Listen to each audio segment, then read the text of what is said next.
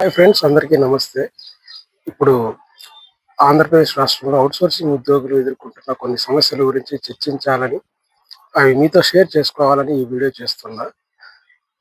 Outsourcing ఉద్యోగులు దాదాపుగా Andhra Pradesh corporation for outsource services APCOS Vijayawada వారి ద్వారా 5 సంవత్సరాల 6 నెలలు సర్వీస్ పూర్తి అయినట్లు తెలుస్తోంది. అంతకుముందు కాంట్రాక్టర్ల దగ్గర 10 సంవత్సరాల పాటు సర్వీస్ చేశారు. దానికంటే ముందు ప్రిన్సిపల్ ఎంప్లాయీ దగ్గర, అంటే ఇప్పుడు హౌసింగ్ డిపార్ట్మెంట్‌లో ఉంటే హౌసింగ్ డీడీఓ గారి దగ్గర గాని, అంటే వాళ్ళు జీతాలు వేస్తూ ఒక 10 సంవత్సరాలు.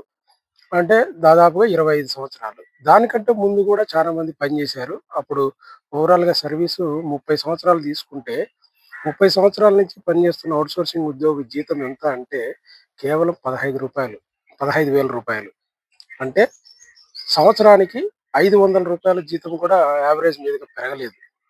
మరి రూ. 15,000 జీతంలో కూడా ఈపీఎఫ్, ఈఎస్ఐ కట్ అయ్యి కేవలం రూ. 13,000 వస్తోంది.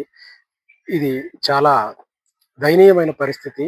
నిజానికి ఇదే హోదాలో ప్రైవేట్ సెక్టార్‌లో ఎక్కడైనా పనిచేసే వాళ్ళు ఖచ్చితంగా ఒక రూ. 60,000 తీసుకుంటారు.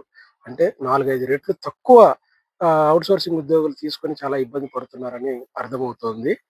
అంతే కాకుండా ఇందులో కూడా ఇంకా ఇబ్బందులు చాలా ఉన్నాయి. మరి ఈ రూ. 15,000 వచ్చే జీతము ఔట్‌సోర్సింగ్ ఉద్యోగులకి ఎవరికీ సంక్షేమ పథకాలు అందడం లేదు. అంటే వాళ్ళకు సొంత గవర్నమెంట్ ఇచ్చే ఉచిత ఇల్లులు తీసుకోవడానికి ఎలిజిబిలిటీ లేవని ప్రభుత్వం చెప్తోంది. అలాంటి పరిస్థితుల్లో ఖచ్చితంగా వారు అద్దె ఇళ్లలోనే ఉంటారు. అద్దె ఇళ్లలో ఉండేటప్పుడు అద్దెకే రూ. 15,000 దాకా వెళ్ళిపోతుంది.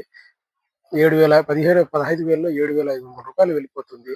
మరి మిగతా రూ.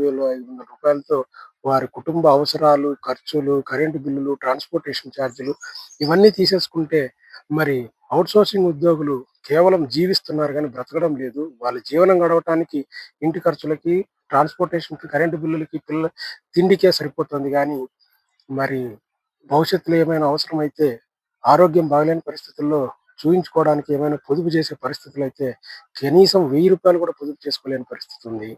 మరి ఇదే క్రమంలో పిల్లల్ని చదివించాలంటే MBBS, engineering, pharmacy, MBA, MCA లాంటి ప్రొఫెషనల్ కోర్సులు చదివించాలనే ఆశే పెట్టుకోకూడదు ఈ జీతాలతో.